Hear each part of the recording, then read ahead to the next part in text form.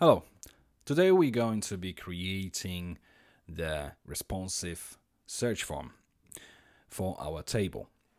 I've placed two instances of the tables with two different sets of records. This first one is for the books database, the other one is for the countries database.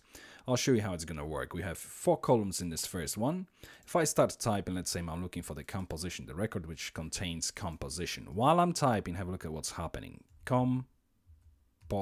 And you can see that the only record which has these 4 letters together is this one, and it's filtered by this column, but we can also filter the records by the category, author and price, as well as by any other table cell which isn't even displayed within the table. But I'll show you later on how to do it. Have a look at the top here where we have there are 1 record, page 1 of 1. This is also automatically updating, as well as the pagination. You can see we only have 1 page here. If I just start deleting letters, there we go, there are 2 records now. So there are 2 records. We're still on the page 1 of 1 because 2 records fit within 1 page.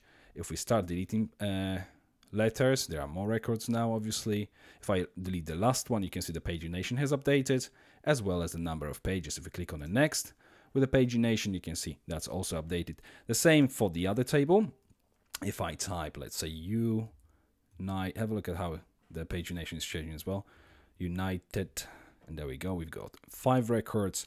Also, if I search by code, let's say GB for Great Britain, United Kingdom, there we go. Obviously, if we use pagination, there we go. It's all working fine. So that's what we're going to be working with. Now, why is it so responsive? Why is it so fast?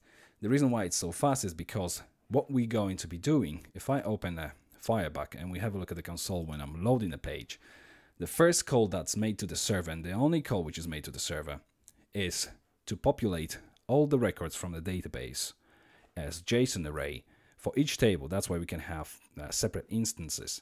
We've made the call to the books.php, which returns books records, and the countries.php, which returns countries records. Obviously, you will be using this for your own purposes, so you will be returning the records you're going to need for your own project.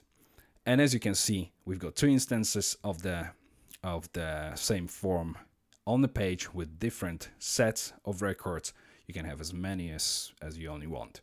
Now, if I start typing now, you'll see that we're not making separate calls to the server, as you would usually do this using Ajax, but we are actually working with the data which is already fetched from the server and put into the JavaScript array. So have a look at what's happening here, and I'm going to type web, and there we go. We've got web programming, but we haven't made any extra call to the server.